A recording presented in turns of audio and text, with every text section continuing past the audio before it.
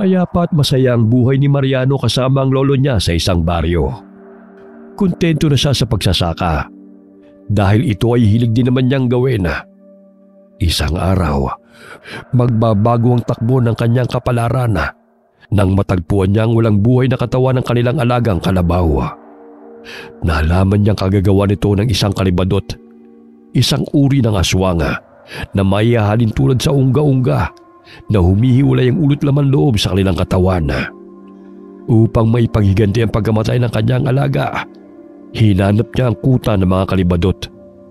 Nasa kalagitnaan siya ng kanyang pakikipagsapalaran nang may makatagpo siyang babae na siyang makakatulong niya sa pagpuksa sa mga aswang. Lingid sa kaalaman ni Mariano, may lihim pala ang babae na natuklasan niya habang nasa labanan. Dahil sa kagustuhang maghiganti ni Mariano sa mga aswang, ibinigay na ng kanyang lolo ang agimat nito at punyala para maging sandata niya sa pakikipaglaban. Dahil sa agimat, lumakas at tumapang ang binata. Magtagumpay kaya siyang matalo ang mga aswang. Paano niya haharapin ang babaeng tumutulong sa kanya na maubos sa mga kalaban kung sa huli malalaman niyang isa rin ito sa mga halimaw na kailangan niyang patayin? Pakinggan ang kwentong ihahandog namin sa inyo ngayong araw. O Mariano, nakauwi ka na pala. Ano, kumusta naman ang trabaho mo sa bukid natin? Ayos naman po, Lo. Nakakapagod man pero kinakaya ko po kahit paano. Mabuti naman kung ganon. Ganyan talaga ang trabaho sa bukid na po. Nakakapagod. Pero masarap sa pakiramdam. Lalo na kapag gusto ng puso mong iyong ginagawa. Tama po kayo, Lo. Masaya po ako sa pagiging magsasaka. Kaya nga hindi ko ito iniwan Ganyan din ako noon. Halos magdadalawang buwan na rin pala nung huli ako nagsaka. Ikaw kasi, ayaw mo na akong pagtrabahuin sa bukid. Kaya pa naman sana ng katawan ko. Lolo, ayos lang po ang bukid. Inaasikaso ko naman po ito ng mabuti. Isa pa, ayaw ko lang na nahihirapan kayo. Kaya gusto ko, ako na ang nagtatrabaho doon. Oo na po. Wala naman akong magagawa pa. Siya nga pala. Nabalitaan ko sa ibang mga kababaryo natin na mayroong mga aswang na nananalasa sa lugar natin. Nako, puntirera nila ngayon yung mga alagang hayop. Narinig ko na rin ang tungkol dyan, Lo. Huwag na po kayong mag-alala. Wala pa namang nawawala sa mga alaga natin. Tsaka bago naman ako umuwi ng bahay, sinisigurado kong naisarado ko ng maigi ang mga kulungan nila. Ay nako, siguraduhin mo lang na hindi nila mabibiktima yung mga alaga nating hayop. Lalo na yung kalabaw. Alam mo naman nag-iisa na lamang yun. Kapag nawala ang kalabaw natin, paniguradong mahihirapan ka sa pagsasaka at pagbubungkal ng lupa. Oo nga po, Lo. Hayaan niyo po at babantayan ko sila ng mabuti. Kung sakali mang mabiktima ng mga aswang ang ating alaga, umanda sila sa akin. Hindi ko sila titigilan hanggat hindi ako nakakapaghiganti. Papatayin ko silang lahat. Ba ikaw talaga. Bigla ka na naman naging padalos-dalos. Basta ikaw nang bahala sa kanila. Hayaan mo't pupunta ako sa bukid. Dadalaw-dalaw na lang ako doon. Bibisitahin ko ang mga alaga natin. Kayo po ang bahala, Lo. Siya nga po pala. Bukas po ay tutulungan ko si Alfonso sa bukid. Malapit na rin naman ang pagtatanim. Mabuti't pumayag naman ang pamangkin mo. Opo, Lo. Madali naman yun kausap. Pupunta siya dito bukas ng hapon. Siya sige. Ikaw na ang bahala. Maghapunan ka na muna at nang makapagpahinga ka na pagkatapos. Alam kong pagod ka rin mauna na ako matulog sa iyo, ha? Sige po, Lo. Pagkalis ng kanyang lolo'y kumain na ng hapunan si Mariano. At nang matapos ay nagpasa na rin siyang magpahinga. Dahil sa pagod niya sa buong araw na pagtatrabaho niya sa kanilang bukid, nakatulog kaagad siya. Kinabukasan, maaga siyang umalis para magpastol ng mga alaga ng baka at kalabaw. Pagkatapos ay bumalik na sa kanilang bahay. Napagdesisyonan niyang sa hapon na lamang ipagpatuloy ang trabaho sa bukid dahil masyadong mainit ang sikat ng araw.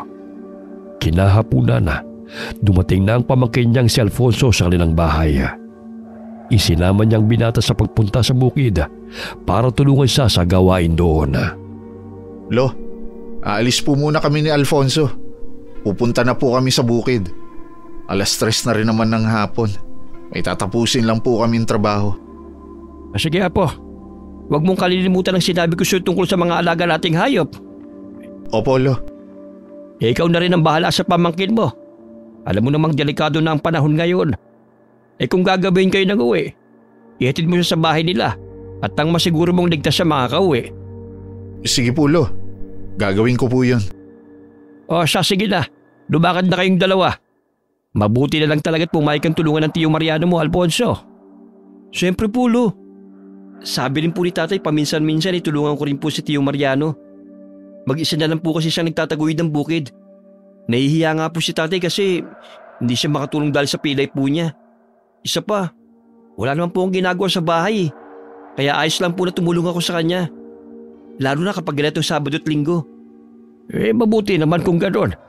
Sabihin mo sa tatay mo na huwag masyadong alalahanin ng bukid. Hindi naman pinababayaan ni Mariano ang lupa. Pagalingin muna kamo niya ang kanyang paa. Nang sa gano'n makabalik na siya sa pagtatrabaho sa bukid. Opo, Lo. Sasabihin ko po. Sige na. Umalis na kayo't nang matapos nyo kaagad ang trabaho sa bukid. Mag-iingat kayong dalawa ron, ha? Mariano, ingatan mo yung pamangkin mo.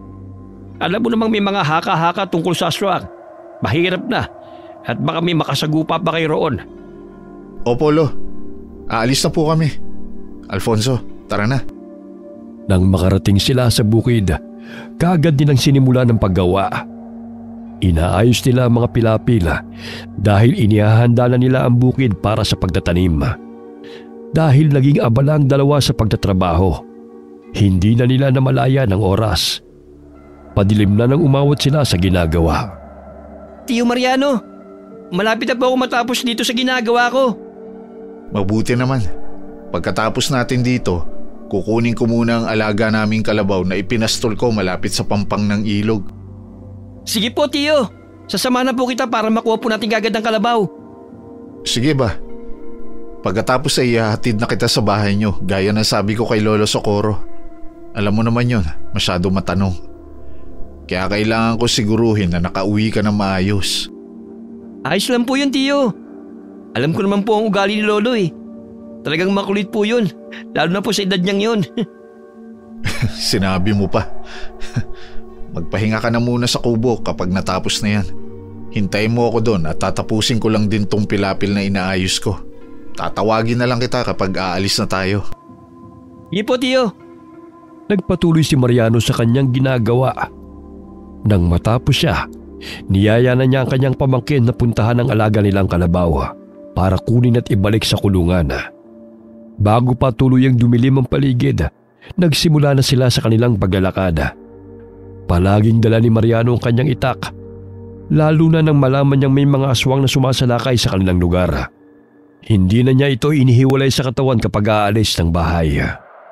Tinitiyak niyang may magagamit siyang armas kung sakaling matsyempo na lang may mabangis na hayop o aswang na haharang sa daan. Nang marating na nila ang pangpang ng ilog, kaagad nilang hinanap ang alagang kalabaw.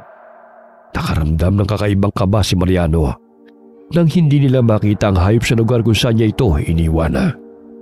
Nasaan na kaya yun? Sa pagkakatanda ko, dito ko lang ipinastol sa bahaging to ang alaga naming kalabaw. Bakit wala na dito? Tio, tali po ba ito ng alaga niyong kalabaw? Nakita ko sa banda ron. Hindi kayo nakawala yung kalabaw niyo? Oo, yan nga ang kanyang tali. Mukhang naputol ang tali. Mabuti pa nga hanapin muna natin. Sigurado akong nasa paligid lang din yun. Mapapagalitan ako ni Lolo kapag hindi ko nakita ang kalabaw. Palalahian pa naman namin yung para dumami. Sige po, Tio. Tutulungan po kita maghanap. Sigurado nasa paligid lang po yun. Hindi naman po yung lalayo. Mabagal naman po maglakad ng kalabaw eh. Doon ka sa bahaging yon. Dito naman ako. Kapag may nakita ka o nangyari sa'yo, sumigaw ka lang at pupuntahan agad kita. Mag-ingat ka, Alfonso. Opo, Tio. Kayo rin po. Naglakad sila sa magkabilang direksyon para suyurin ang paligid. At nagbaka sakaling mahanap nila ang nawawalang kalabaw. Makalipas ang halos 10 minuto, narinig ni Marianong sumisigaw si Alfonso. Kaya mabilis siyang tumakbo para puntahan ang kanyang pamangkin. Alfonso, ayos ka lang ba? Anong nangyari? Tiyo, tignan niyo po. Hindi po ba yun yung alagaan yung kalabaw? Teka. Oo nga, Alfonso. Yan na nga ang kalabaw namin. Hindi. Warak na ang kanyang tiyan at nagkalat na rin ang ibang laman loob sa lupa. Sino ano kaya ang may gawa nito sa alaga namin? Kaya nga po ako napasigaw eh. Hindi kaya mabangis na hayop may pakana niyan. Pero kasi, ang laki ng kalabaw para patayin ng ganyan na mabangis na hayop lang. Kano ba kalaki mabangis na hayop na yun? Hindi ko alam, Alfonso. May kakaibang kutob akong hindi isang simpleng hayop lang ang may gawa niyan sa alaga naming kalabaw. Kung mabangis na hayop ang umatake sa kanya, hindi lang tiyan niya ang may sugat, pati sana ibang bahagi pa ng katawan. Ano pong ibig niyo sabihin, Tiyo? May ibang nilalang po ang umatake sa alaga niyo? Posibleng gano'n na nga. Malakas ang hinala kung aswang ang bumiktima sa alaga namin yan. Hindi ako pwedeng magkamali dahil… Tiyo, tignan mo po sa baging to. May mga bakas po ng dugo. Siguro gawa ito ng kung anumang nilalang na pumatay sa kalabaw niyo. Tama ka nga, Alfonso. Dugo nga to. Ang mabuti pa ay sundan natin at nang makumpirma ko kung tama ang aking hinala. Kapag nahuli ko talaga ang may gawa nito sa alaga namin, hindi ko siya hahayaang makatakas pa. Papatayin ko rin siya. Tara na, Alfonso. Sige po, Tiyo. Susunod lang po ako sa likuran niyo. Mauna na po kayo. O sige, basta huwag kang hihiwalay sa akin. Dumikit ka lang sa tabi ko. Mahirap na at baka pati ikaw ay mapahamak pa. Mapapagalitan ako ni Lolo at ng tatay mo. Opo, hindi po ako lalayo sa inyo. Natatakot din po ako sa makikita natin. Huwag kang mag-alala. Ako ang bahala sa'yo. Sinundan nila kung saan patungo ang bakas ng dugo na kanilang nakita. Ganun na lamang ang gulat nila dahil nakarating sila sa loob ng gubat. Hindi sila tumigil sa pagsunod sa bakas ng dugo na nasa lupa hanggang sa may narinig silang ingay sa di kalayuan. Nagtaka pa si Mariano dahil kakaiba ang ingay na naririnig nila. Katulad ito ng tulog ng tali na pinapaikot sa ere. Nagpasa silang alamin kung sino ang may gawa nun. Inalam din nila kung saan bahagi ito nagmumula. Napatigil sila sa kanilang paglalakad nang malamang nasa malapit na ang gumagawa ng ingay. Nagtago sila sa likod ng puno nang makitang nakalutang na ulo ng tao na merong nakalawit na laman loob. Tiyo Mariano, ano naman po ang nilalang na yan? Hindi kaya siya ang pumatay sa alagaan yung kalabaw? Tama nga ang kutob ko, Alfonso. Aswang ang nilalang na yan.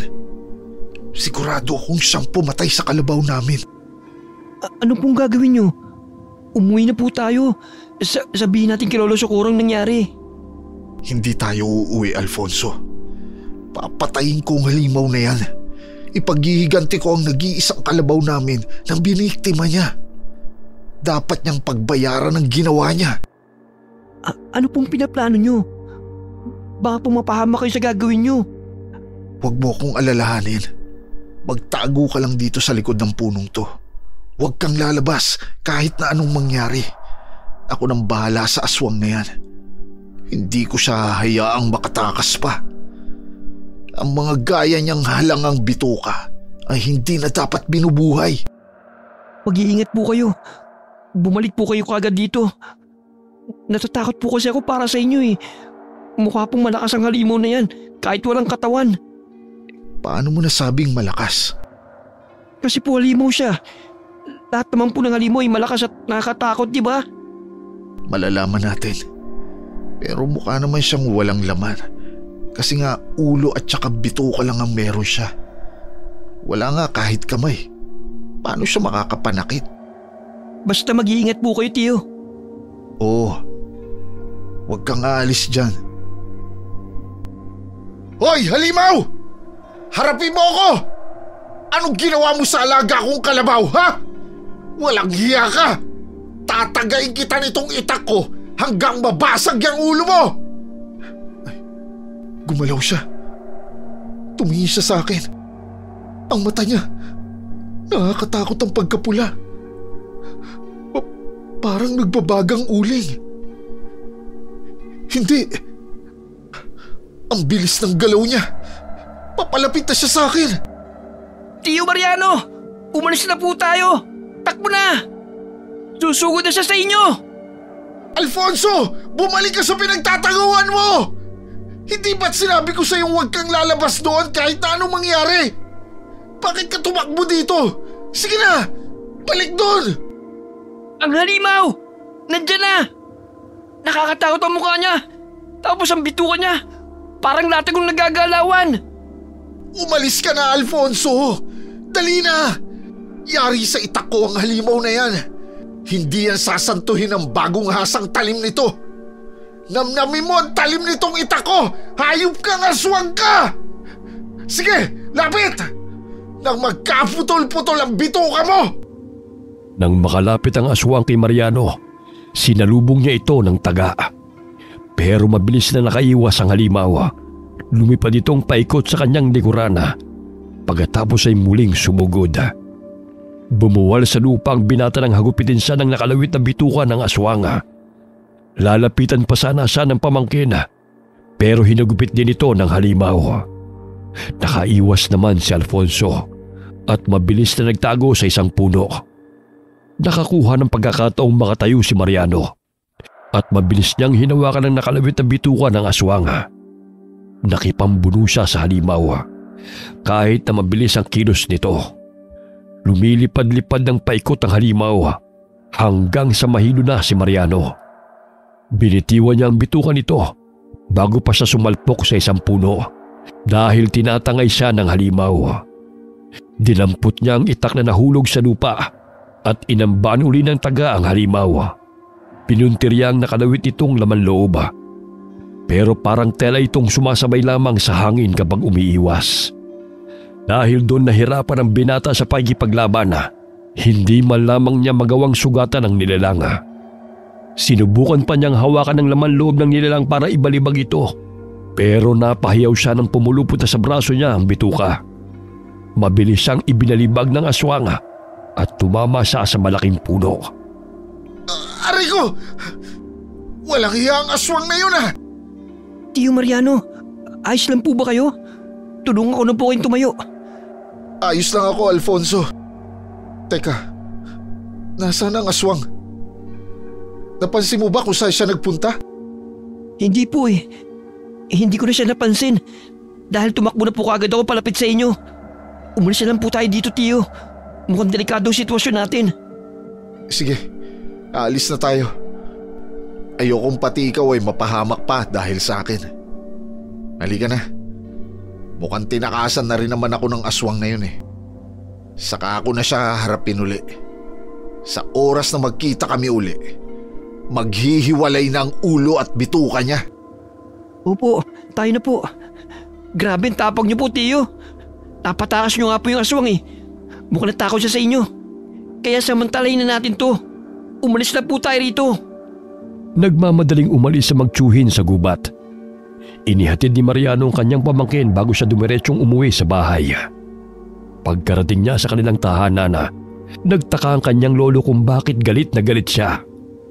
Tinanong siya ng matanda kung anong problema niya. Sinabi niya sa kanyang lolo ang nangyari sa kanilang alaga. Ikinuwento rin ni Mariano ang naging inkwentro niya sa aswang na pumatay sa kanilang kalabaw. Nagalit naman ang matandang lalaki dahil sa nangyari. Wala talagang ibang alam na gawin ng mga aswang na yan kung hindi ang mambiktima. At tapos sa kanila inuubos ang lahi.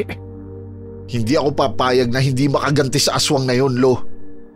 Hindi niya alam kung gaano kahalaga sa atin ang alaga nating kalabaw. Nag-iisa lang yun, nakatuwang ko sa bukid. Paano na ngayon?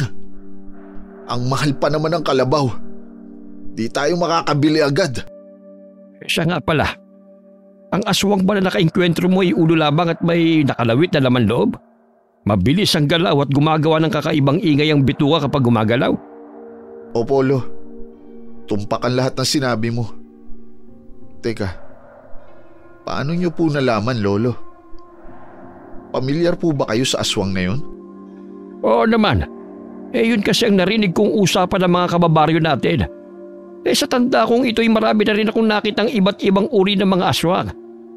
Bawat klase may kakaibang anyo, lakas at kahinaan. Talaga po, Lo? Sa tingin niyo po, anong uri ng aswang ang nakalabang ko? Nakakatawang pakinggan ang tawag sa aswang na yun, Apo. Pero nakakatakot ang mga bagay na kaya nilang gawin. Kalibadot ang pangalan nila. Tanging ang ulo at laman loob ng nilalang na yon ang humihiwalay sa kanilang katawan at gumagala sa paligid para mambiktima. Ano po ang ibig niyo sabihin, Lo? Ano-ano ang mga bagay na kayang gawin ng aswang na yun? Marami, Apo. Maaari lang gamitin ang bituka at dila nila para atakihin at paslangin ang kanilang biktima. Kaya rin nilang ilipad sa ere ang kanilang kalaban at ibagsak sa lupa. Kapag nagawa nilang paslangin ang kanilang biktima, wawak-wakin nila ang tiyan at kakainin ang laman loob na siyang nagbibigay sa kanila ng kakaibang lakas. Ganun po ba? Paano mapapaslang ang mga katulad nila? Ano ang kahinaan nila, Lo? Puso ang kahinaan ng mga aswang na yon. Mapapaslang sila kapag sinaksak, dinukot, o kaya'y dinurog ang kanilang puso. Makikita mo sa kanila na labis nilang pinoprotektahan ng bahaging yon ng kanilang katawan. Dahil dito nakasalalay ang kanilang buhay. Isa pa, kapag hindi sila nakabalik sa katawan nila bago sumikit ang araw, mamamatay sila. Pero paano po makikita kung nasaan ang katawan ng mga kalibadot? Kadalasan ay sa mismong pinaglulunggan lamang din nila. Marami nagsasabing ibinababad ng mga kalibadot ang katawan nila sa suka nang hindi kaagad ito mabulok. Kapag natuntun mo ito, pwede mong budburan ng asin o kaya sunugin. Nang sa gayon ay hindi na sila makabalik pa sa kanilang katawan. Tatandaan ko ang lahat ng mga sinabi niyo, Lo. Saan po kaya sila posibleng naglulungga? Sa kagubatan kadalasan naninirahan ng mga kalibadot. Sa katunayan, may balita noon na may kinukutaan ng mga aswang na yun sa kabilang nayon. Kung hindi ako nagkakamali, hanggang ngayon ay naroon pa rin sila. Hayaan niyo, Lo. Kapag nagkataon na may nakita akong kalibadot, hindi ako magdadalawang isip na patayin yun. Sa ngayon, maghapunan na muna tayo at nang makapagpahinga na rin po. Nagutom din ako dahil sa nangyari. Mabuti pa nga, Apo. Hindi mawala sa isipan ng binata ang nangyari sa kanilang alaga at maging ang pakikipaglaban niya sa aswang. Dahil din sa mga nalaman niya tungkol sa mga kalibadot, nakaramdam ng galit si Mariano. Isang takip silim na pagpasya ni Mariano na tunguhin ng gubat. Dala ang kanyang itak. Mag-isa siyang nakipagsapalaran upang alamin kung may kuta rin ng mga aswang doon. Nang makarating siya sa gitna ng gubat, may nakita siyang isang babae na nagpakilala sa kanyang si Asona. Ipinakilala rin ni Mariano ang kanyang sarili sa dalaga. Saan ka nakatira?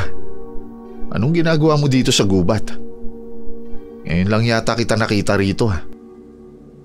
Sa bahaging yun ng bahay ko.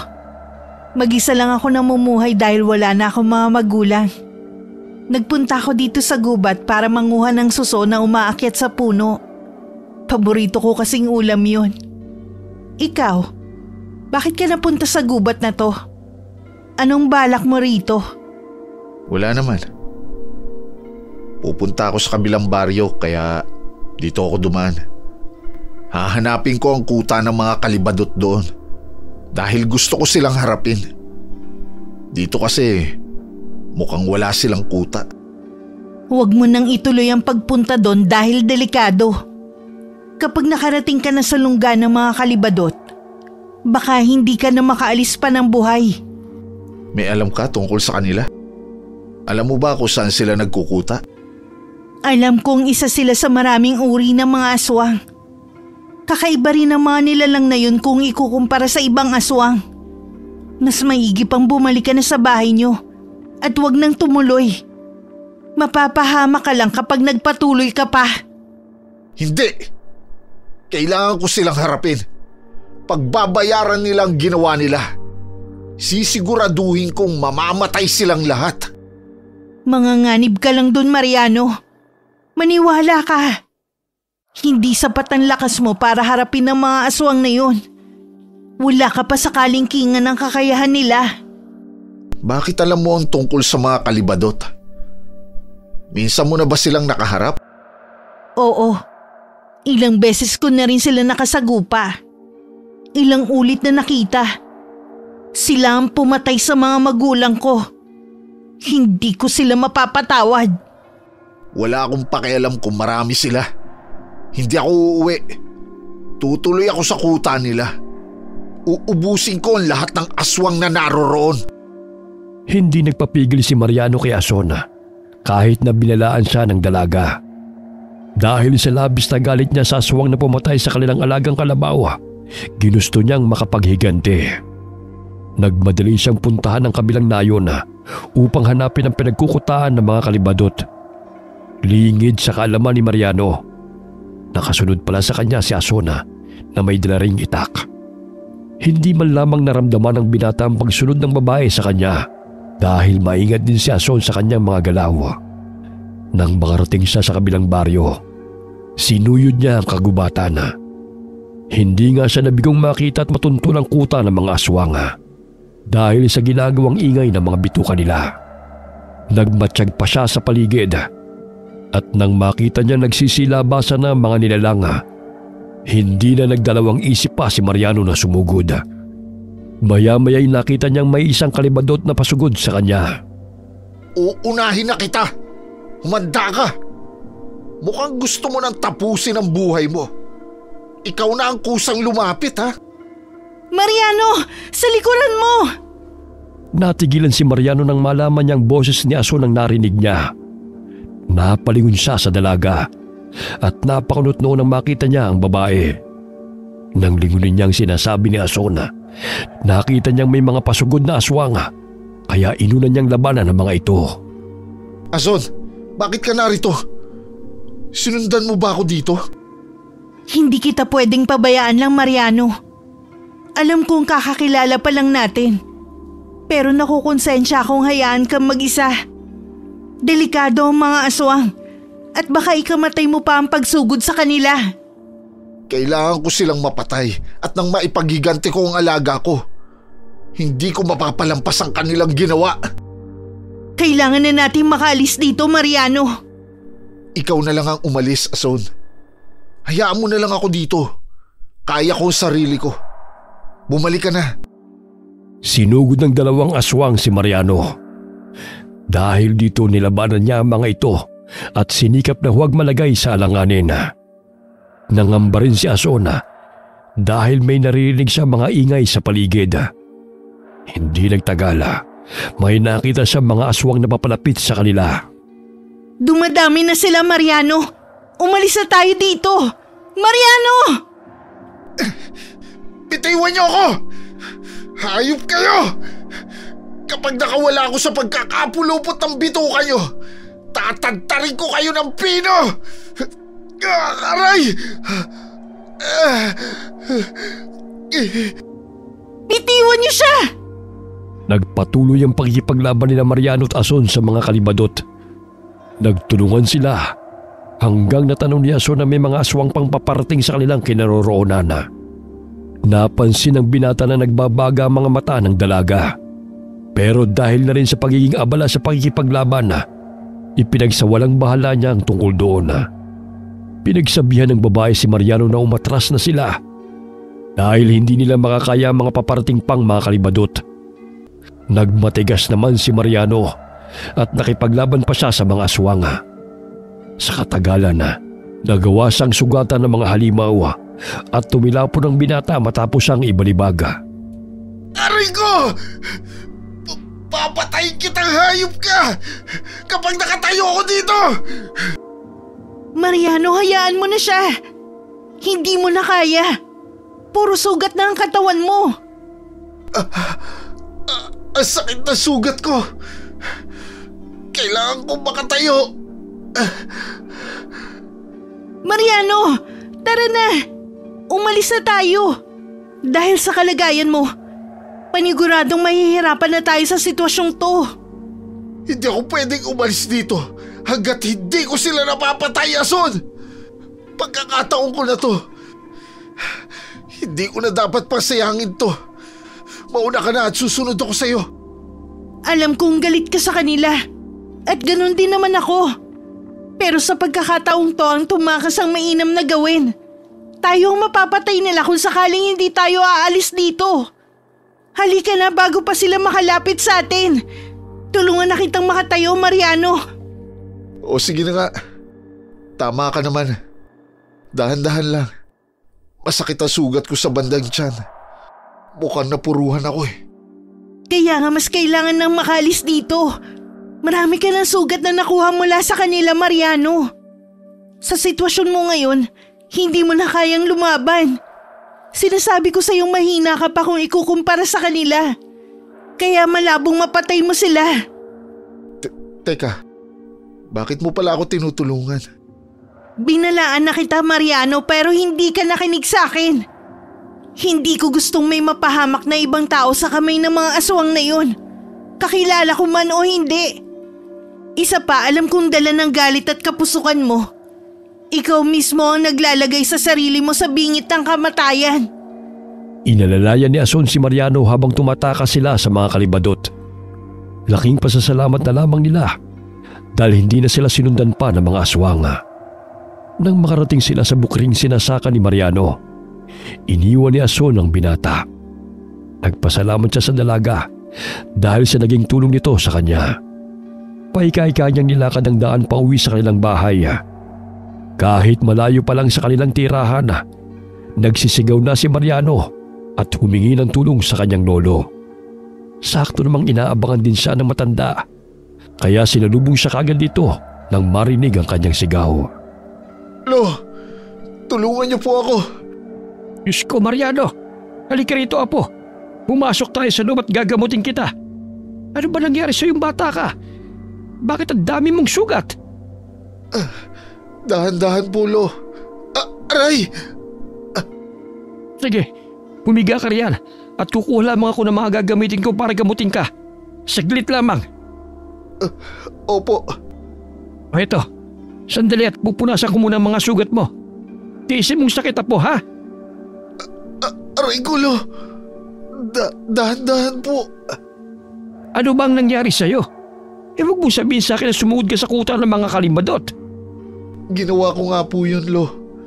Akala ko makakaya ko sila dahil sa mga nalalaman ko mula sa inyo. Nagkamali pala ako, Lo. Mabuti na lang at nakatakas ako. Hindi nga ako nagkamali sa kutob ko may balak ang punta ng lungga nila. Ang mali ko lamang ay hindi kita pinigilan. Kaya umabot ka sa ganito. Alam ko hindi pa sapat ang lakas mo. At nagkamali ako dahil hindi kita binalaan tungkol doon. Ano pong ibig niyo sabihin, Lo? Bakit po ninyo nasabi na kulang pa ang kakayahan kong labanan sila? Hindi sapat ang abilidad ng isang normal na taong tulad mo para kaharapin ang mga kalibadot. Hindi rin sila basta-basta mga nilalang. Ibabagsik sila at hindi madaling matalo. Kahit alam mo pa ang mga bagay na makakapatay sa kanila, nilagay mo sa panganib ang buhay mo, Mariano. Wala akong pakialam, Lo. Ang gusto ko lang ay makaganti sa mga aswang na yun. Hindi biro ang ginawa ng kalahi nila sa alaga natin, Lo. Nag-iisang kalabaw lang natin yun. At malaki ang tulong nun sa atin. Kahit na, inilagay mo sa peligro ang buhay mo. Sumugod ka rin nang wala kang alam sa pakikipaglaban. Umatake ka rin nang hindi ka handa. Ay tignan mo nangyari sa'yo ngayon. Hindi ako titigil hanggat hindi ko sila nagagantihan, Lo. Magpapagaling lang ako at babalikan ko silang lahat. Salot sila sa buhay natin at maging sa ibang tao. Tatapusin ko lamang ang panggagamot sa iyo. May mahalagang bagay akong ibibigay sa iyo. Alam kong makakatulong sa iyo mga yon kung nais mo talagang lipulin ng mga aswang at maipaghiganti ang ating kalabaw. Ano po ba ang mga bagay na yun, Lo? Nang matapos ngang gamutin ng matanda si Mariano, kinuha nito ang kung anumang bagay na tinutukoy niyang ibibigay sa binata. Ganun na lamang ang pagkamangha ni Mariano nang iabot sa kanya mga bagay na yun. Nakaramdam ng pananabik ang binata dahil unang beses din niyang mahawakan at makita ito. Ito ang medalyon ng trespe ko.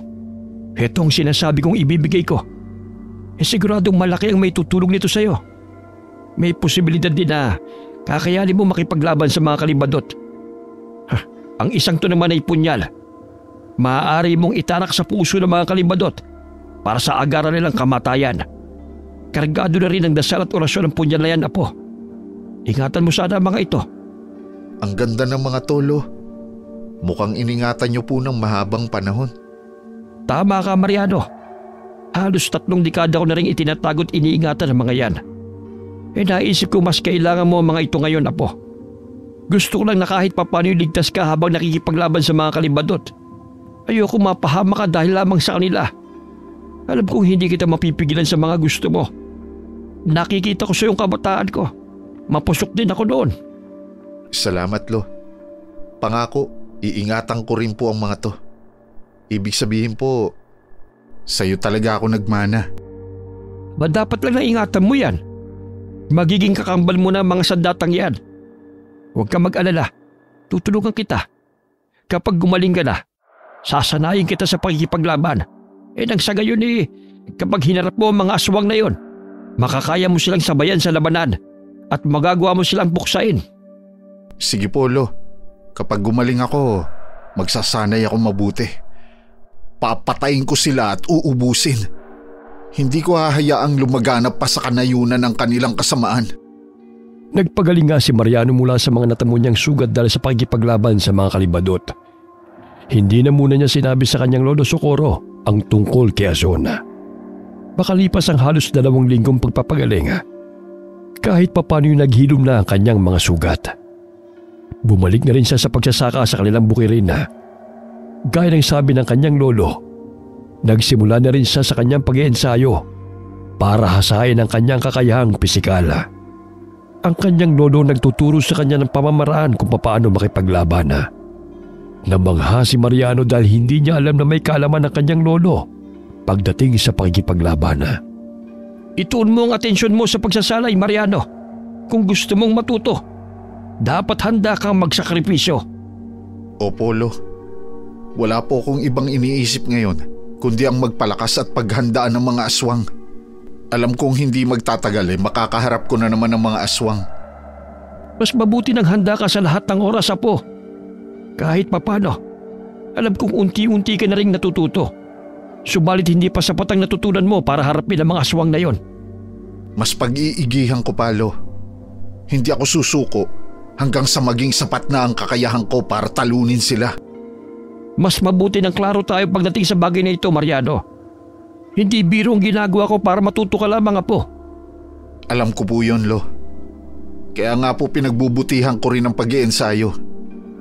Sadyang may gumugulo lang di sa isipan ko nitong mga nakaraang araw. Ano naman yun, apo? Ramdam ko ang kakaibang presensya sa paligid tuwing gabi. May hinala akong mayroong nagmamasid sa bahay natin. Pero wala naman akong nakikita kapag tumitingin ako sa labas. Madalas ding nag-iinit ang buong katawan ko kapag nakakaramdam ako ng ganon, Lo. Hindi maiiwasan na ganon ang maramdaman mo. Hindi rin imposibleng iniisip mong may nagmamasid sa atin. Sigurado ko may mga aswang na nagmamatsyag sa'yo. Kaya kailangan nating maging maingat. Opo, Lo. Sinusubukan ko ring maging mas maingat na sa ngayon. Mas mabuti na rin yon. Mas madali na rin sa'yo makaramdam na may kakaiba sa paligid. Dahil may mga bagay ka na ring alam. Isa pa, dahil may tangang ka ng medalyon. Kaya mas magiging matalas na rin ang pakiramdam mo. Nagpatuloy si Mariano sa paghasa ng kanyang kakayahan. Kapag natatapos na siya sa kanyang trabaho sa bukid, binibigyan niya ng oras ang kanyang pag-iensayo kasama ang kanyang lolo Socorro. Sa tuwing tinatanong niya ang kanyang lolo kung bakit may alam siya sa pagdating sa labanan, tanging pagtawa lamang ang tugon ng matanda sa kanya. Naging ganoon ang buhay ni Mariano sa loob ng halos 2 buwan. Sa bawat araw na lumilipas, natututo na siya sa pagkikipaglaban at mas nag-iibayo na rin ang kanyang lakas at liksi. Hanggang sa isang gabi, habang nagpapahinga siya sa kanilang bahay, hindi siya mapakali dahil pakiramdam niya may kakaiba sa paligid. May naririnig siyang ingay na kagaya ng mga naririnig niya noon sa tuwing may papalapit na kalibadot. Nag-init din ang kanyang pakiramdam na hindi niya maintindihan. Kaya minabuti niyang lumabas ng kanilang bahay upang alamin kung ano nangyayari. Dala ang punyal na ibinigay sa kanya ng kanyang lolo Socorro. Sinuyod niya ang paligid. May nakita siyang 2 kalibadot na umaaligid. Hindi nga ako nagkamaling nandito kayo. Ang lakas ng loob niyong pumunta dito. Humanda kayo. Dudurugin ko ang puso at ulo ninyo. Mariano, ano nangyayari dyan sa labas? Bakit ka sumisigaw? Pagpipira-pirasuhin ko kayong mga aswang. Apo, sandali lang. Tutulungan kita. Lalabanan nating 2 mga aswang na yan. Huwag na po, Lo. Kaya ko na po to. Diyan na lang po kayo sa loob ng bahay. Huwag na kayong lumabas. Kahit natutol si Mariano na lumabas ng bahay si Lolo Socorro, pinuntahan pa rin siya ng matanda dala ang itak.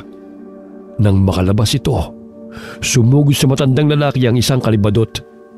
Iwinasiwas naman ni Lolo Socorro ang kanyang itak sa ere at sinubukang tagain ang aswanga. Maging si Mariano ay patuloy rin sa pakikipaglaban sa kalibadot na umaatake sa kanya.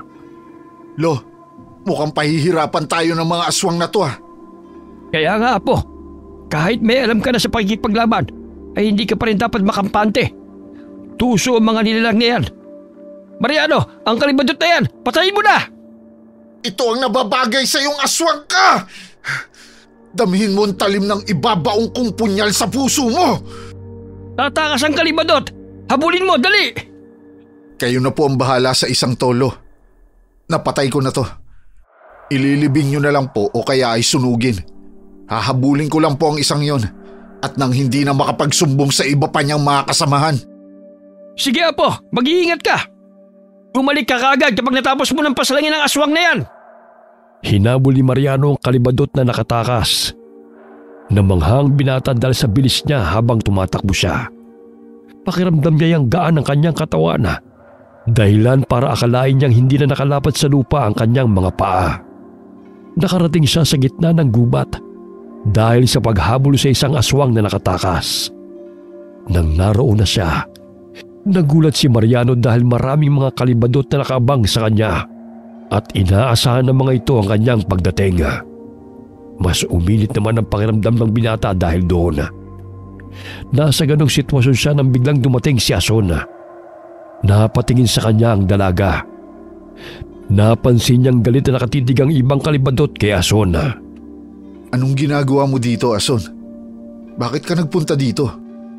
Nagkataon lang na napadpad ako rito, Mariano. May mga napansin akong kalibadot na dumaan kanina sa bahay. Kaya sinundan ko. Napansin kong nagmamadali sila sa kanilang kilos. Hindi ko akalaing ikaw palang kakaharapin nila. Umalis ka na at ako nang bahala sa kanila. Teka, bakit hindi ka mapakali, Ason? Nakakaramdam ka ba ng takot sa mga kalibadot? Hindi ako natatakot sa kanila Ituon mo ang pansin mo sa mga aswang at huwag sa akin. O sige, sabi mo Humanda ka dahil sigurado akong susugod sila sa atin. Iyan na nga sila. Susugurin na nila tayo. Maghiwalay tayo ng pwesto at nang hindi tayo madaling masukol ng mga to. Sige, puntiryahin mo lang ang puso nila. Sigurado naman akong alam mo ang tungkol doon. Napatango si Mariano sa sinabi ni Ason. Sumigaw siya para bantaan ang mga aswang para sa buhay nila. Napahiyaw din si Ason dahil sa matinding galit niya sa mga kalibadot. Nang magsimula ng sumugod ang mga aswang sa kanila, nilabanan nila ang mga ito ng buong tapang. Inihanda ni Mariano ang kanyang punyal. Hinatak niyang nakalawit na bitukan ng isang aswang. At nang itatarak na sana niya ang punyala, pilit namang nagpumiglas ang halimaw. Nagtaka ang binata dahil bigla na lang natakot ang aswang nang makita siya ng malapitan. Nang mabitiwan niya ito, mabilis na tumakas ang halimaw. Gusto pa sanang sundan ni Mariano ang mga ito, pero pinigilan siya ni Ason. Mariano, tumigil ka! Huwag mo na silang habulin! Hindi sila dapat makatakas. Hindi ko pa sila nauubos. Wala pa nga akong ginagawa eh. Bakit parang natakot sila? Dahil kaya sa punyal ko na to? Patalim lang naman to ha. Nakakatakot ba to? Bahala ka, Mariano. Kung gusto mo mapahamak tulad na nangyari sa'yo noon, gawin mo ang gusto mo. Ang tigas talaga ng ulo mo. Hindi ka nag-iisip. Hindi sila takot. Baka mamaya pinapasunod ka talaga nila. Tapos may inihanda silang patibong sa'yo sa lugar na yon. Huwag ka nga magtapang-tapangan. Nag-iisa ka lang. Kumpara sa kanila na isang buong lahi ang nakaabang sa'yo. Saglit na natigilan si Mariano dahil sa sinabi ni Asona. Pilit naman niyang pinakalma ang sarili habang inihahatid ng tanaw ang mga kalibadot. Hindi mo ba naiisip na kung hindi ko sila susundan ngayon, posibleng mas lalala pa ang sitwasyon? Kaya ko rin naman silang harapin sa pagkakataong to. Alam kong makakaya ko silang talunin. Kung yan ang paniniwala mo, sige, sundan mo sila. Ang masasabi ko lang sa'yo, hindi sa lahat ng oras galit mo ang paiiralin mo, Mariano. May tamang oras para sa lahat. Tamang oras din naman ngayon ah. Bakit nga ba ako nakikinig sa'yo? Sana kung nahabol ko na sila, baka nagawa ko na silang patayin. O bakit hindi ka nga tumuloy? E di sana sa mga oras na to pinagtutulungan ka na nila. Baka nga namatay ka na sa mga kamay nila ngayon. Hindi mangyayari yon, Ason. Kaya ko nang makipaglaban. Hindi ako natatakot sa kanila. Dahil ano? May tangan ka ng agimat? O sige, sabihin na nating meron ka nga at natakot sa'yo ang mga kalibadot na yon. Hindi mo ba naiisip na isang maling galaw mo lang, magiging baliwala na rin yung tangan mo? Paano mo nalamang may tangan ako? Hindi ko naman sinabi sa'yo ah. Hindi na mahalaga kung paano ko nalamang may agimat ka. Pero sana kahit meron ka niyan, huwag ka pa rin magpakakampante sa mga desisyon mo. Kailangan mo pa rin pag-isipan ng lahat, lalo na pagdating sa mga kalibadot. Kaya ba hindi mo sila sinusugod kaagad sa kuta nila? Kahit alam mong kaya mo rin silang patayin? Magaling ka naman sa pakikipaglaban. Ano pa bang pumipigil sa'yo para gawin yun sa kanila? Alalahanin mong sila ang pumatay sa mga magulang mo at dapat ka ring maghiganti. Ginagawa ko rin yun, Mariano. Pero hindi ako katulad mo. Napadalos-dalos lang kung magdesisyon. Bahala na. Maiwan ka na dito. Nawalan na ako ng gana. Mas pinili na lamang ni Mariano na umuwi sa kanilang bahay. Napaisip din siyang tama si Ason sa kanyang mga sinabi. Kahit alam ng binata na posibleng makaya niya nang makipaglaban sa mga aswang na yun, kailangan niyang manigurado para hindi na maulit ang naging sitwasyon niya noon. Nang makarating siya sa kanilang bahay, naabutan niya ang kanyang lolo na naghihintay sa kanyang pagdating. Kumusta po? Nagawa mo bang paslangin ang nakatakas na kalibadot? Hindi po eh. Tuso ang aswang na yon, Lo. Dinala niya ako sa gitna ng gubat kung saan maraming mga kasamahan niya ang nag-aabang doon. Marahil plinano nilang pagtulungan ako.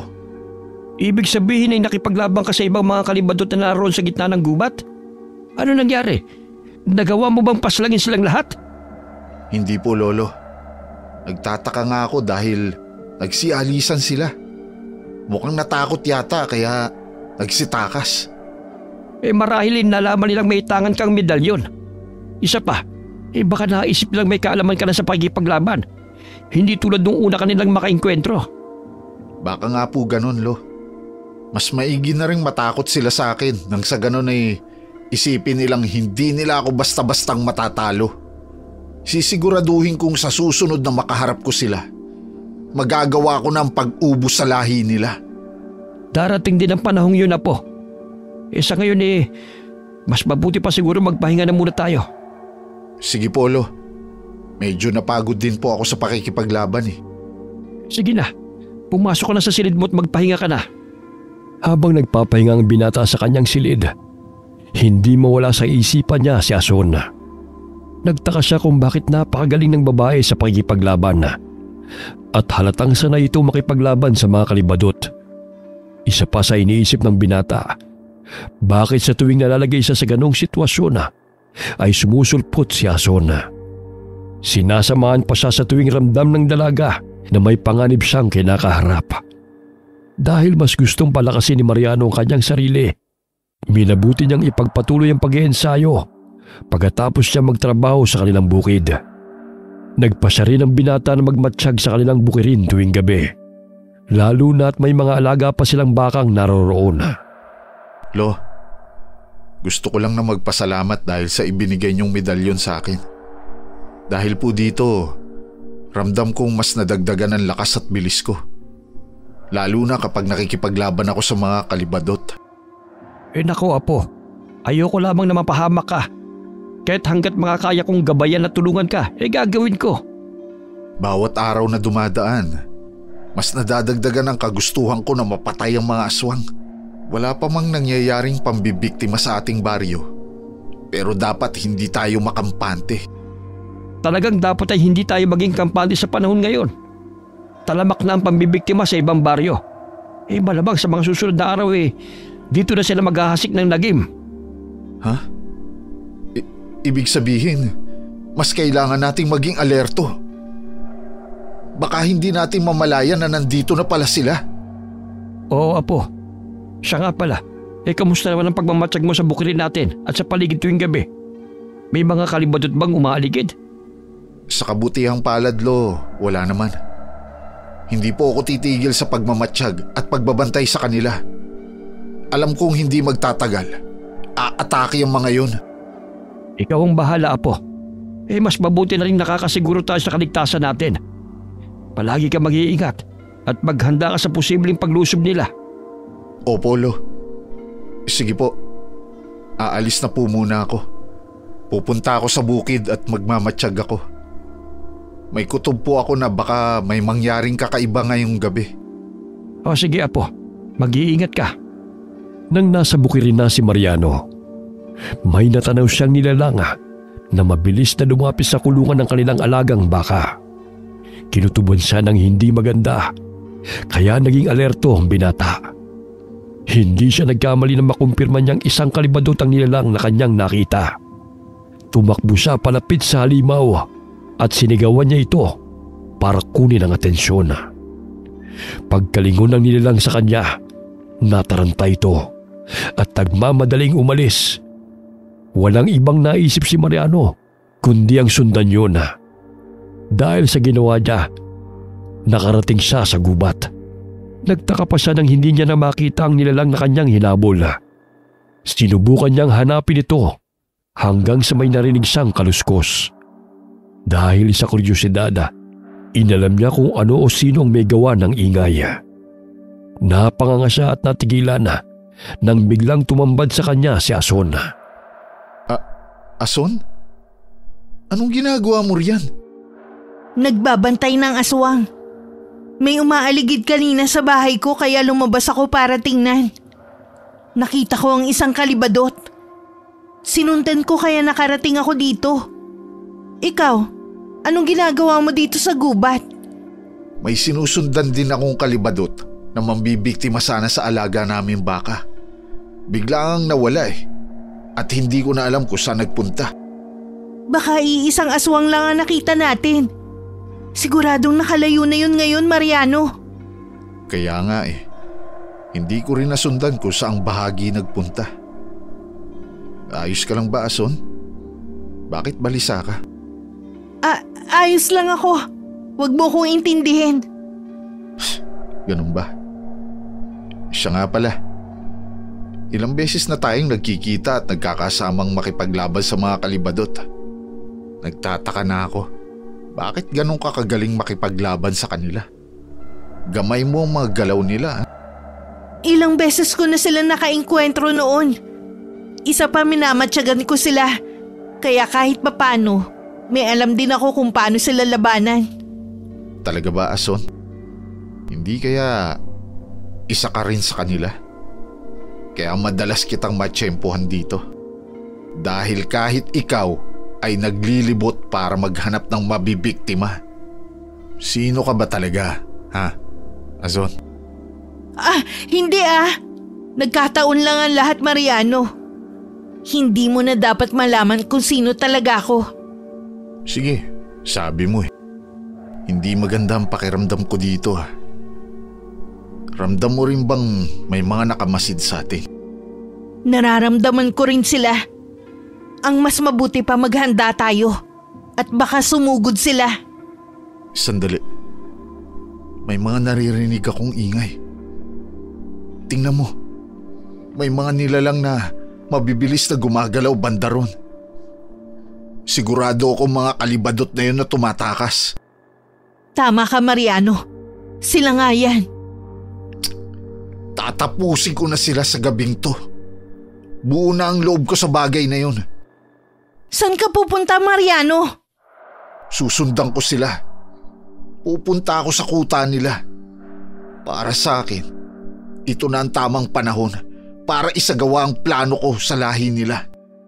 Pero hindi mo ba naisip na posibleng patibong lang to ng mga aswang? Wala akong pakialam kung patibong to o hindi, Asun. Hindi na ako makapaghintay na patayin ng mga aswang. Matagal na panahon na rin ang inaksaya ko. Kaya hindi ko na patatagalin pa. Sige, sasama na lang din ako sa'yo, Mariano. Ikaw ang bahala, Asun. Sa pagkakataong to, wala na akong ibang naiisip kundi tapusin silang lahat. Bahala na kung ano ang mangyari sa akin. Mabilis na tumakbo sina Mariano at Asun papunta sa kinukutaan ng mga kalibadot, kung saan nanggagaling ang ingay na parang latigong inihahampas sa hangin. Nang malapit na sila, napansin kaagad nila ang mga aswang na pasalubong. Pinaghandaan naman ni Mariano ang bawat kalibadot na handang umatake sa kanila. Gamit ang kanyang itak at ang ibinigay na punyal ng kanyang lolo Socorro, pinupuntirya kaagad ng binata ang puso ng mga aswang. Dahil sa ginagawang yun ni Mariano sa mga kalibadot, ilan na sa mga nilalang ang nagawa niyang pabagsakin. Nagulat naman ang mga aswang dahil mas lalong lumakas at lumiksi ang binata. Kaya bawat pagsugod nila kay Mariano ay bakas ang takot sa kanilang mga mukha. Kahit ganoon, patuloy pa rin sila sa pag-atake sa lalaki.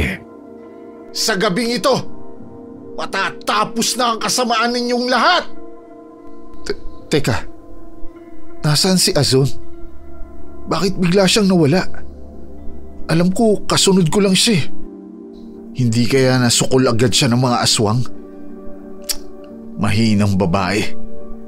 Akala ko pa naman ay talagang malakas siya. Di bale, kung napatay ka man ng mga kalibadot na to, ako nang bahalang maghiganti para sa'yo, Azon. Sandali. Ano yun? Bakit may isang kalibadot na kumakalaban sa kapwa niya, aswang? Hindi. Papalapit sa akin yung iba. Tutulungan kitang paslangin sila. Kung kailangan mo na sa klolo, sumigaw ka lang. Teka, sino ka ba? Isa ka ring kalibadot tulad nila. Bakit mo tinatraidor ang mga kalahi mo? Hindi na mahalaga ang bagay na yun sa ngayon.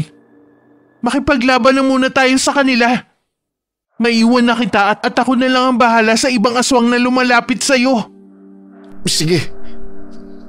Ikaw ang bahala. Hindi kaya siya si Azon? Pareho sila ng boses. Medyo garalgal nga lang yung boses ng aswang na to. Saka nakakapagtaka naman at tinakpan pa ng kalibadot na yun ang mukha niya. May itinatago ba siya? Nasaan na ba si Azon? At bigla na lang siyang nawala. Paano kung nahuli na nga siya ng mga kalibadot at pinatay? Pagkatapos kong makipaglaban sa mga aswang na to, hahanapin ko siya. Kailangan ko ding dumikit sa kalibadot na yon para malaman kung siya ba si Azon. Nakipaglaban si Mariano sa mga kalibadot na sumusugod sa kanya. Hindi rin niya mapigilan na mag-alala para kay Azon, lalo na't hindi niya nakikita ang dalaga. Napatingin din siya sa isang kalibadot na nakikipaglaban sa kanyang kalahi. Napakahusay nitong makipaglaban. Gamit ang nakalawit na bituka ay napapahaba niya yun at ginagawang latigo para sukulin ang mga kalahi. Pagkatapos ay pinapahaba nito ang dila at tinutusok ang puso ng mga kalaban. Manghang-mangha ang binata sa ginagawang pakikipaglaban ng babaeng kalibadot. Napapaisip si Mariano na baka si Ason nga ang aswang na yun dahil katulad ito ng dalaga na magaling sa pakikipaglaban. Napanganga pa ang binata sa pagkamangha dahil nakikita niya ang mabibilis na galaw ng mga nilalang sa ere. Kaya hindi rin niya gaanong nasusundan ang kanilang mga kilos. Tanging nakikita na lang niya ang mga bitukan nilang naghahampasan at ang mga dilang humahaba para atakihin ang puso ng bawat isa. Bawat kalibadot naman na sumusugod kay Mariano ay tinataga niya gamit ang kanyang itak. Pagkatapos ay sinasaksak niya ng punyal sa puso kapag bumagsak na sa lupa. Dahil doon ay nagagawa niyang patayin ang mga ito. Habang tumatagal ang kanyang pakikipaglaban, napansin ng binata na mas dumarami pa ang mga aswang at para bang hindi nababawasan ang bilang nila. Napahiyaw na lamang si Mariano nang hindi niya inaasang tangayin siya ng isang nilalang at inilipad siya nito pataas.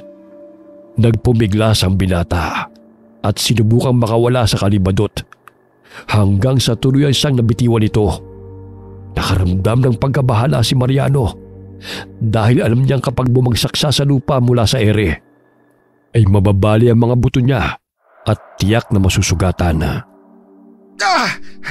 Walang iya ka! Kailangan kong makalapag na ligtas sa lupa. Pero paano? Ayos ka lang ba? Hindi siyempre. Nakita mo ba ang lagay ko? Tinatangay niya ako. Tulungan mo kaya ako kaysa nagtatanong ka pa dyan. Oo na, sandali lang. Nandyan na ako. Huwag naman masyadong malakas ang paghampas mo ng dila sa kanya. Baka bitawan ako nito. Tumahimik ka nga. Hindi ako makapag-isip ng maayos sa'yo. Napakadaldal mo. Para kang hindi lalaki. Ayan na nga. Binitawan na ako. Kasalanan mo to. Tulong! Nahuhulog ako! Huwag mo hahayaang ilipad ka nila. Mabilis kang matatalo kapag nangyari yun. Dahil babagsak ka sa lupa at pwede kang mamatay. Ilalapag lang kita at babalik ako sa pakikipaglaban. Salamat sa pagliligtas mo sa akin. Bakit mo ginagawa ito kahit isa kang kalibadot? Kakaiba ang itsura mo sa malapitan. Nagbabaga ang mga mata mo at makikitaan ang galit. Kulubot pa ang balat ng mukha mo at matutulis ang ngipin. Sino ka ba talaga? Nakakatakot ka naman. Buisit ka. Nagawa mo pang kilatisin ang itsura ko. Nangiinis ka ba? Hindi naman. Inaalam ko lang kung baka ikaw si Azon. Kaso nang matanggal ang telang tumabing sa mukha mo, nakita kong hindi ikaw si Azon kasi hindi naman ganyan ang mukha niya. Maganda yun eh. Isang salita mo na pangit ako, kukunin ko na ang laman loob mo. Pasensya na.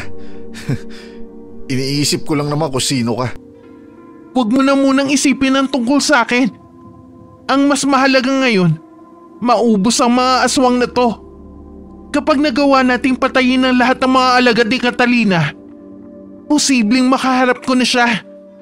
Sino si Catalina? Siya ang pinuno ng mga kalibadot.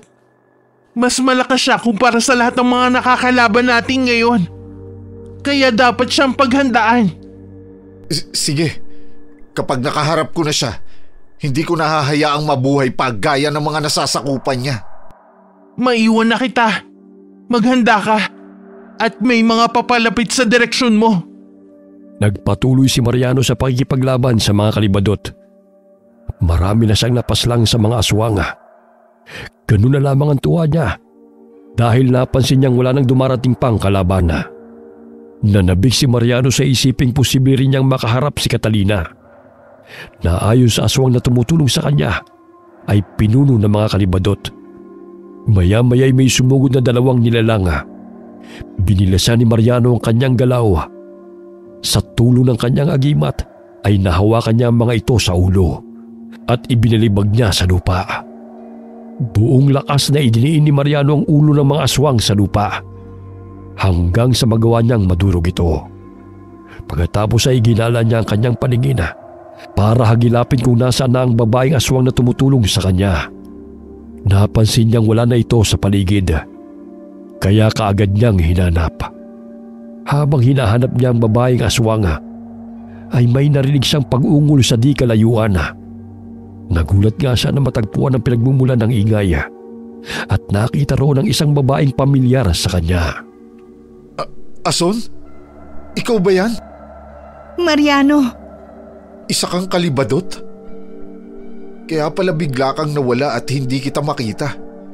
Ikaw ba ang tumulong sa akin na makipaglaban sa mga aswang? Huwag ka nang tumanggi. Kitang-kita ko kung paano ka bumalik sa katawan mo. oo Mariano. Isa rin akong aswang. Tama ka. Ako nga yung aswang na tumutulong sa'yo kanina. Bakit hindi mo na lang sinabi sa akin na kauri mo pala ang mga nilalang na gusto kong paghigantihan? Alam kong galit ka sa mga kalahi ko. Naisip kong kapag nalaman mong isa rin akong kalibadot, pati ako patayin mo. Nang hindi ko pa nagagawa ang plano kong makapaghiganti kay Catalina. Ang pinunong hindi ko kailanmang matatanggap dahil hindi siya karapat-dapat. Kaya ba sumasama ka sa akin tuwing nilalabanan ko sila? Dahil sa kanya? Tulad mo, gusto ko rin patayin ng mga kalahi ko. Dahil sa kanila, lalo na kay Catalina, kaya namatay ang mga magulang ko. Gusto ko rin gawin sa kanya ang ginawa nila sa aking ama't ina. Alam ko na ngayon kung bakit magaling kang makipaglaban sa mga aswang na yon. Ikaw, ano ba talaga ang dahilan mo? At bakit gusto mong patayin ng mga kalahi ko? Ano nagawa nila sa'yo? At bakit sobrang galit mo sa kanila? Pinatay ng isang kalibadot ang kaisa-isang kalabaw namin. Mahalaga ang hayop na yun sa aming buhay dahil katuwang namin ito sa bukid. Bukod pa doon, nanggugulo na rin sa mga kanayunan ng mga aswang. Kaya kailangan na rin nilang mawala para matigil ang kanilang mga ginagawa. Ibig sabihin, sa inyo ang kalabaw na nakapastol nun sa pampang ng ilog? Paano mo nalaman? Ikaw bang Patawarin mo ako, Mariano. Hindi! Pagbabayaran mo ang ginawa mo, Ason. Pinatunayan mo lang sa akin na katulad ka lang din ng mga kalahi mo. Ang dapat sa'yo, mamatay rin! Sinugod ni Mariano si Ason. Iniiwasan naman siya ng dalaga at hindi siya gumaganti sa binata. Nakiusap si Ason kay Mariano na huminahon muna. Ipinaliwanag ng babae na wala siya sa sarili ng mga oras na yun. Sandali lang. Makinig ka muna. Binala kong patayin ang kalabaw pero hindi ko itinuloy. Gutom na ako noon. Pero nilabanan ko. Iniwan ko ang kalabaw na yon. Oo, nasugatan ko siya. Pero hindi ko siya tinuluyan. Patay na ang alaga ko at nagkalat sa lupa ang laman loob at dugo niya. Kung hindi mo pinatay, bakit ganon ang itsura niya? Bakit patay na siya nang makita ko? Buong buhay ko pinipigilan kong kumain ng sariwang karne at uminom ng dugo ng tao o hayop. Madalas na sumasagi sa isipan ko ang pangaral ng aking mga magulang. Kaya nagagawa kong pigilan ang sarili kong mambiktima ng tao. At kahit ng mga alaga nila, gusto kong makawala sa sumpa ng pagiging aswang. Dahil alam kong perwisyo ang dulot nito. Pero wala akong magawa. Hindi lahat ng aswang masama, Mariano. Huwag mong husgahan ang iba batay lang sa pagkakakilala mo sa isa. Hindi! Kinuha mo ang buhay ng isang hayop na mahalaga sa aming pamumuhay bilang magsasaka. Lumapit ka sa akin dahil papatayin kita, Ason! Alam ko may kasalanan ako, Mariano. Pero hindi nga akong pumatay sa alaga mo. Saka isa pa, hindi ito ang oras para maglaban tayong dalawa. Hindi pa natin napapatay si Catalina. Siya ang pinakamasamang aswang na dapat nating tapusin.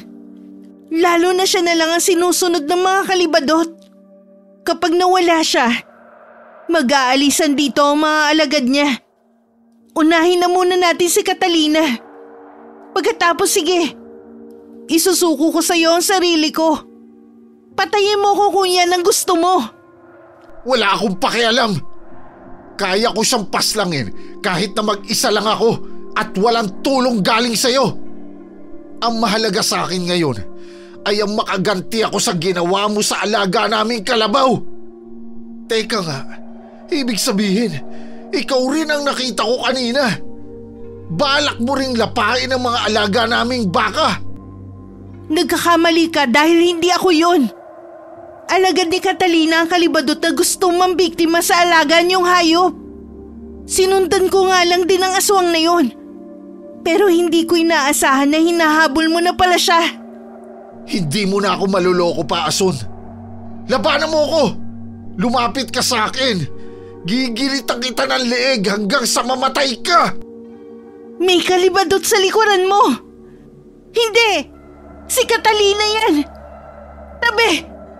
Ako ang haharap sa kanya! Totoo nga ang sinabi ng mga kauri natin, Ason. Kinakalaban mo ang kalahi mo. Tinatraidor mo ang sarili mong tiyahin. Ikaw ba si Catalina? Humanda ka sa akin. Tiyahin ka pala ni Azon, ha? Mabuti at dumating ka. Tatapusin ko na kayo ng sabay ngayon. Hindi na ako mahihirapang hagilapin ka pa. Oo, tama ka. Ikaw pala ang taong sinasabi ng mga kasamahan ko. Ang kinatatakutan nilang binatang magsasaka. Mariano, huwag kang magpadalos-dalos sa pagsugod mo kay Catalina. Tuso ang aswang na yan. Catalina, kailanman hindi kita matatanggap bilang kapamilya at kauri. Isa kang ganid sa kapangyarihan. Dahil nagawa mong patayin ang ama ko, ang sarili mong kapatid. Wala akong pakialam. Susugurin ko siya. Hindi ikaw ang makakapatay sa akin. Wala ni isa sa inyo. Kung napatay man ninyo mga kasamahan ko, sisiguraduhin kong kayo ang isusunod ko.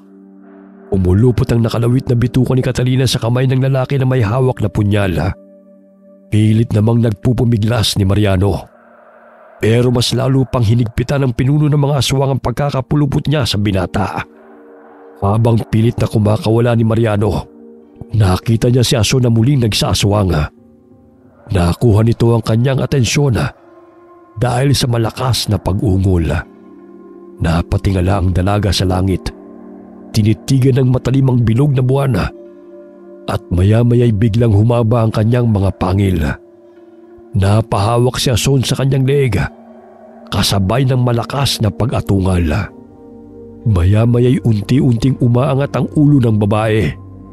Naghiwalay ang kanyang ulo at leeg sa katawan kasama ang laman loob nito. Nang lumutang sa ere ang ulo ni Ason, naiwan naman sa lupa ang katawan niyang nakaluhod. Ganun pala silang magsaaswang. Aray ko! Bitawan mo ako, Catalina! Kung ayaw mong putulin ko yung bituka mo! Huwag na huwag mo akong bibigyan ng pagkakataon na makuha ang punyal ko dahil ikamamatay mo yun! Catalina, ako ang harapin mo. Magtuos tayong dalawa. Ito na ang pagkakataong maipaghiganti ko ang mga magulang ko. Isa ka ring traidor, hayop ka! Harapin mo ako! Kahit magtulong pa kayong dalawa, hindi niyo ako mapapatay! Tayo ang magharap. Bitiwan mo si Mariano. Pagbibigyan kita. Total kahit naman pakawalan ko ang binatang ito, mahahanap ko pa rin siya. Magagawa ko siyang lapain. Kaya ikaw munang haharapin ko, Ason.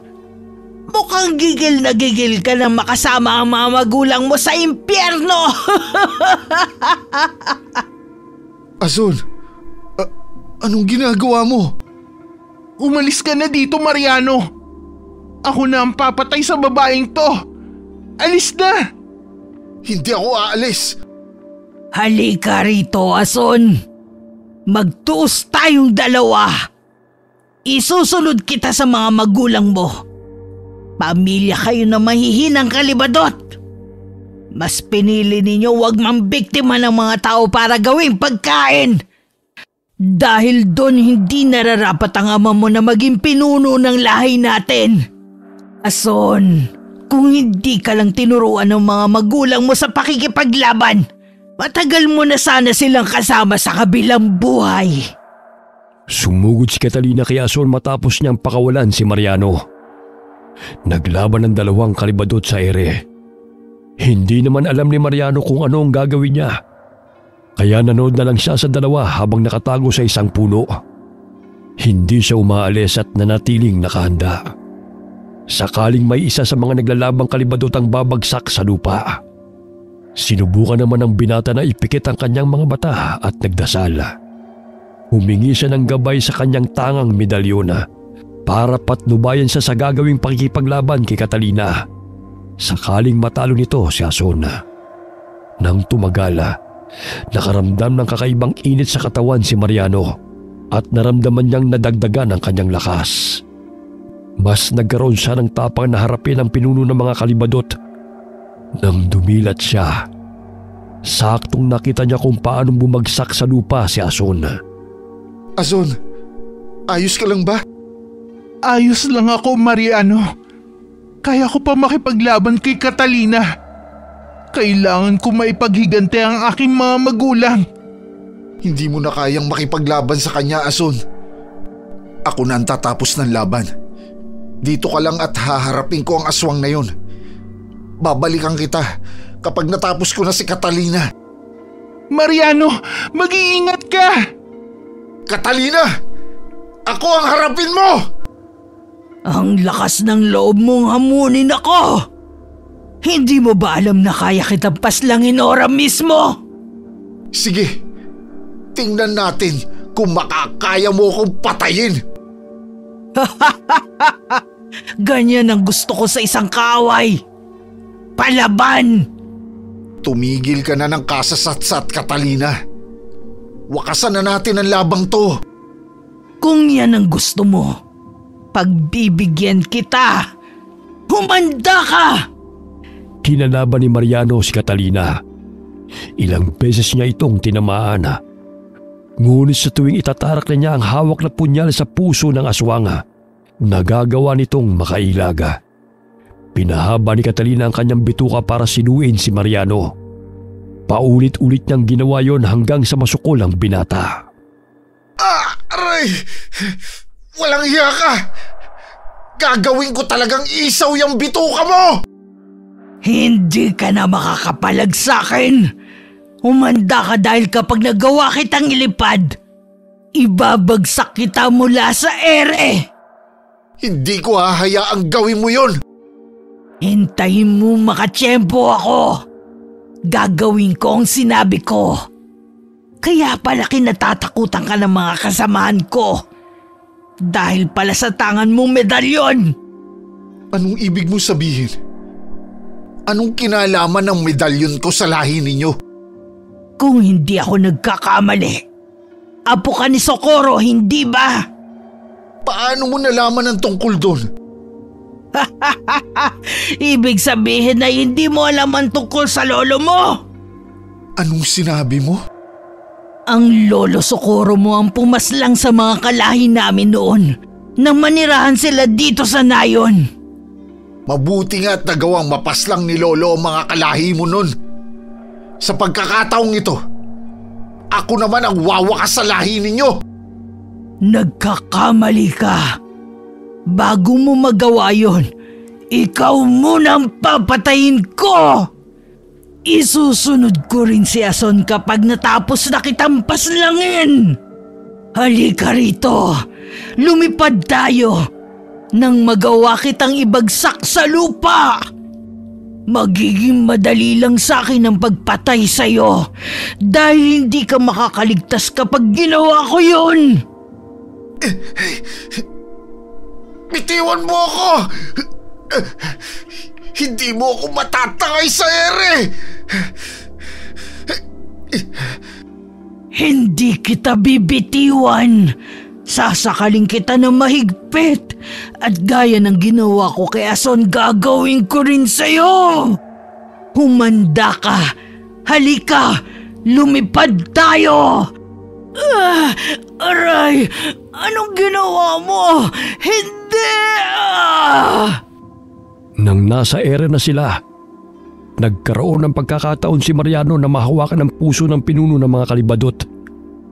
Dahil doon hindi na niya inaksaya ang kanyang pagkakataon para magawa ang kanyang binabalak. Gamit ang kanyang punyala na nagawa niyang kunin habang abala si Catalina na ilipad siya sa ere. Sunod-sunod niyang sinaksak ang puso ng babaeng kalibadot. Napahiyaw naman ang aswang at dahil yun nga ang kahinaan nila, mabilis siyang bumulusok paibaba. Nabitiwan ni Catalina si Mariano. Nabahala ang binata dahil posible rin siyang mamatay kapag bumagsak siya sa lupa. Dahil sobrang taas ng kanyang pinanggalingan. Nagulat na lamang si Mariano nang makitang lumilipad papalapit sa kanya si Ason. Nang magawa siyang mahawakan ni Ason gamit ang nakalilay nitong laman-loob, sabay silang ligtas na nakalapag sa lupa.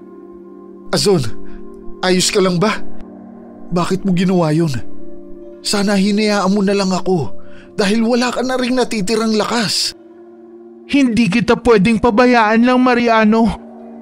Isa pa, may lakas pa naman ako kaya nagawa ko rin yun. Salamat sa pagliligtas mo sa akin. Si Catalina, puntahan mo siya at patayin mo na ng tuluyan. Dali na, Mariano. Sige, dito ka lang muna. Babalikan kita. Sige na, patayin mo na ako. Hindi ba yan din ang gusto mo? Oo, at gagawin ko yun. Katapusan mo na, Catalina. Huling baon na ng punyal sa puso mo ang wawakas sa lahat ng mga kasama mo. Tapos ka na!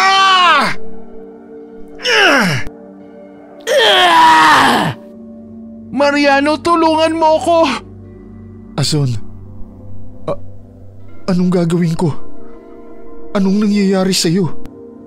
Itabi mo ang ulo ko sa aking katawan, Mariano. Sige, Ason. Maraming salamat. Ason, ito na ang katawan mo. Ilalapag na kita. Kitang-kita ni Mariano kung paano bumalik ang laman, loob at ulo ni Ason sa kanyang katawan. Dahil sa sugat na natamo ng dalaga, nanghina ang buong katawan niya. Dahil patay na si Catalina, nagpasa silang puntahan ng kuta ng mga aswang matapos makabawi ng lakas si Ason. Nang marating nila ito, nagpasa silang sunugin yun. Maging ang katawan ng mga nilalang na sugatan ay isinama rin nila sa pagsunog para masiguro nilang wala nang mabubuhay pa sa kanila. Pero may ibang nakatakas pa rin. Pinigilan ni Ason si Mariano na sundan pa ang mga nakatakas. Dahil ayon sa dalaga ay hindi na babalik ang mga ito. Nang matupok na ang kuta ng mga kalibadot, nagdesisyon silang lisanin ang lugar. Nangako naman si Mariano kay Ason na tutulungan siyang mawala ang sumpa ng pagiging aswang. Mariano, humihingi ako ng tawad sa nagawa ko sa alaga niyong kalabaw. Galit ako sa ginawa mo, Ason. Pero hindi ibig sabihin nun ay hindi ko na kayang magpatawad. Isa pa, malaki ang naitulong mo sa akin sa pakikipaglaban sa mga kalibadot. Salamat. Pero hindi talaga akong pumatay sa kalabaw mo. Kaya nga lang wala akong ebidensya. Kaya hayaan mo na. Hindi ko na ilalaban pa. Pasensya na talaga. Pero masaya na ako ngayon. Naipaghiganti ko rin sa wakas ang mga magulang ko. Dahil yun sa tulong mo, Mariano. Wala na si Catalina. Kaya sigurado ako magiging tahimik na rin ang buhay mo. At maging ang buhay ng mga tao sa lugar na to. Siguro nga ay may rason kung bakit nangyari ang lahat ng to, Ason. Matutuwa si Lolo Socorro kapag nalaman niyang nagawa kong patay ng mga aswang na yun. Oo nga, panigurado yun. Dadalhin kita sa kakilala kong albularyo, Azon. Alam kong matutulungan ka niya. Magiging matagal man ang gamutan mo, pero baka magawa niyang matanggal ang sumpa sa'yo. At sabi mo, hindi ka pa nakakatikim ng sariwang karne at dugo, di ba? Oo. May pag-asa pa kayang maging normal na tao ako? Handa kong gawin ang lahat, Mariano, para maging isang normal na tao. Gusto kong mamuhay bilang isang karaniwang tao lang. Mahusay ang albularyo na yon. Matutulungan ka niya. Teka, kung hindi ka kumakain ng tao o hayop, paano ka nabubuhay? Nagiging aswang lang ako sa mga oras o araw na may buwan. Kapag ganon, ikinukulong ko ang sarili ko sa isang malaking kahon at nilalagyan ko ng kandadong gawa sa pilak para hindi ko mabuksan. Tinitiis ko ang gutom. Lumilipas din naman. Ganun ba? Parang bigla akong naawa sa'yo. Bakit ngayon hindi mo ikinulong ang sarili mo? Mula na magpasya akong patayin si Catalina, gumala na ako. Sinanay ko ang sarili ko para lumakas at maging mahusay sa pakikipaglaban para mapantayan ko ang lakas niya. Pero kulang pa rin. Mabuti na lang at nandyan ka. Ikaw ang nakatalo sa kanya, Mariano. Hindi naman yata. Natalo ko lang siya kasi naubos mo na ang lakas niya. Dalawa tayong nakatalo sa kanya. Dahil yun sa nagtulungan tayo at nagkaisa. Siguro nga. Nang sandaling yun, dinala ni Mariano si Azon sa kakilala niyang albularyo. Nang makarating sila roon, inasikaso kaagad ng manggagamot si Azon. Nangako ang albularyo na gagawin ang lahat na makakaya niya para maalis ang sumpa ng pagiging aswang sa dalaga. Alam niyang malaki ang tsansa ni Azon na gumaling dahil sinabi ng babae na kahit na kailan ay hindi pa siya nakakatikim ng sariwang karne o dugo ng tao o kahit ng hayop. Naghanda ng isang basong tubig ang albularyo at dinasalan niya ito ng orasyon. Naghanda na rin siya ng palangga ng may mainit na tubig para doon may luwa ni Azon ang binhi ng aswang na naging sanhi ng kanyang sumpa. Nang mapainom na ng albularyo sa dalagang isang basong tubig, naghintay sila ng ilang sandali. Pero nang walang naging epekto yun, minabuti ng albularyo na ibitin ng patiwarik ang babae. Tinarian niya si Azon sa paa, saka itinali sa haligay ng patiwarik. Pagkatapos ay pinaghahampas ng albularyo sa likod at tiyan ng dalaga gamit ang walis tingting. Nagwala naman si Azon hanggang sa magsimula na siyang maduwal. Pinahiran pa ng albularyo ang tiyan ng dalaga gamit ang langis na may dasal. Dahilan para lalong mahirapan si Azon. Pero nakatulong ito sa pagpapalabas ng binhi ng aswang na nasa kanyang tiyan. Agad namang inilapit ng albularyo ang palangga ng may mainit na tubig at itinapat yun sa bibig ni Azon. Makalipas ang ilang sandali ay iniluwan niya ang binhi na kulay itim. Nang ilabot si Mariano sa kanyang nakita, kinuha ng manggagamot ang binhi at dinurog gamit ang kamao, kasabay ng pag-usal ng orasyon. Pagkatapos ay inalis na si Azon sa pagkakatali at pinagpahinga sa isang silid. Sinabi ng albularyo na ilang araw na gamutan pa ang kailangang harapin ni Azon hanggang sa tuluyan na siyang gumaling. Iniwan na muna ni Mariano ang dalaga sa pangangalaga ng albularyo para umuwi sa kanilang bahay. Lolo Socorro! May magandang balita po ako sa inyo. Mabuti naman at nakauwi ka na, Apo. Anong balita sa'yo? Ang tagal mong nawala. Nag-aalala na ako ng husto. Lo, nagawa na po naming patayin ng mga kalibadot. Nagawa ko rin pong patayin ang pinuno nila. Talaga ba, Apo? Magandang balita nga yan kung ganon. Kaya ba ngayon ka lamang nakauwi dahil doon? Opo, Lo. Sinugod ko po sila sa kanilang pinaglulunggaan. Marami po pala sila, pero natalo po namin sila.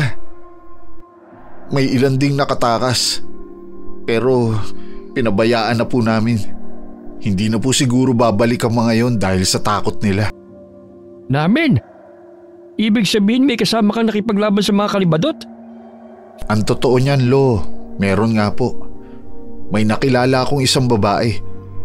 Siya po madalas ang kasama ko sa pakikipaglaban. Magaling po siyang makipaglaban. Madalas, natsetsempohan niya ako sa gubat na nakikipaglaban sa mga kalibadot. Kaya tinutulungan niya ako. Hayaan niyo, sa susunod po, ipapakilala ko na po siya sa inyo. Sige, basta ang mahalaga ngayon ay napaslang nyo na ang mga aswang. Kampante na rin tayong wala nang mananalasa o susubok na mambiktima sa mga tao o hayop sa lugar natin. Oo nga po, Lo. Bakit hindi niyo po sinabi sa akin ang tungkol sa pakikipaglaban niyo noon sa lahi ng mga kalibadot na naninirahan dito? Nalaman ko na lang po sa mismong pinuno ng mga aswang ang tungkol sa inyo at sa ginawa niyo noon sa mga kalahi niya. Kaya pala simula nang mapasakin ang medalyon ng Trespico niyo at nalaman ng mga aswang, natakot na sila sa akin. Alam mo, wala rin akong balak na sabihin at ibigay sana sa iyong medalyon noong una. Pero dahil sa nangyari at nang makita kitang sugatan dahil sa mga aswang, doon ko naisip na ibigay na lamang sa iyo. Alam kong malaki ang may tutulong ng medalyon dahil sa pagnanais mong maubos sa mga aswang at hindi nga ako nagkamali. Salamat po, Lo. Ipinagkatiwala niyo sa akin ang medalyon at punyal na to. Pangako, hanggang sa nabubuhay ako, pangangalagaan ko ang mga ito. Mabuti naman kung ganoon. Masaya ako sa naging tagumpay mo, Apo. Hindi ako nagsisisi sa ginawa ko. Isa pa, napatunayan mo lang din na karapat-dapat ka dahil tulad ko noon, nagawa mo ring lipulin ang lahi ng mga kalibadot. Naging matiwasay ang buhay ni Mariano at ang kanyang lolo Socorro. Matapos ang lahat na nangyari, nagpatuloy naman si Ason sa pagpapagamot sa albularyo. Madalas siyang puntahan ni Mariano upang kumustahin hanggang sa lumipas ang ilang buwan at ang pagtitiis ni Ason sa pagpapagamot ay natapos na rin. Tuluyan na siyang gumaling at nakalaya na sa sumpa ng pagiging kalibadot. Dahil doon ipinakilala siya ni Mariano sa kanyang lolo Socorro. Itinago na lamang nila ang tungkol sa nakaraan ng babae na isa siyang dating kalibadot na naging isang normal na tao. Nagpatuloy naman si Mariano sa pag-aasikaso ng kanilang bukirin. Wala rin silang naging pangamba pa dahil wala na ring mga aswang na naghahasik ng lagim sa kanilang lugar. Wakas.